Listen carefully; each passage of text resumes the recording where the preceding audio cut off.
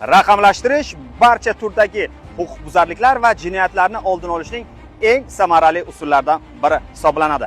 Assalomu alaykum, qadrli yurtdoshlar. Sizlar bilan yana men Ulug'bek Shukurlayev.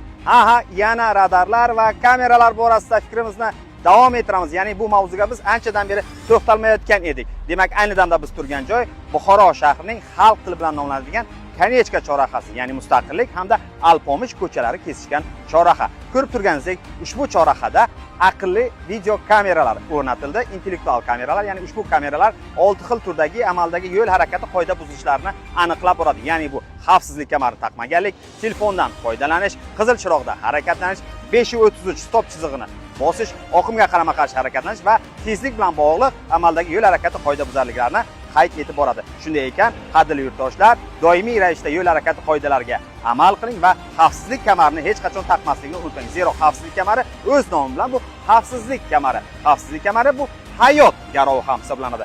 Yana bir ahamiyatli jihati shundaki, mazkur chorrahada o'rnatilgan video kameralar aqlli kameralar hisoblanib, tirbandlik yuzaga kelgan tomonni o'zi yumshatib, ochib beradi. Demak, biz bu mavzuga hali juda ko'p marotaba qaytamiz. Bu kabi kameralar shahrimizning jami 65 ta nuqtalarda hali o'rnatilishi bosqichma-bosqich rejaga kiritilgan. Bizni kuzatishda davom eting va hech qachon qoidalarni buzmang.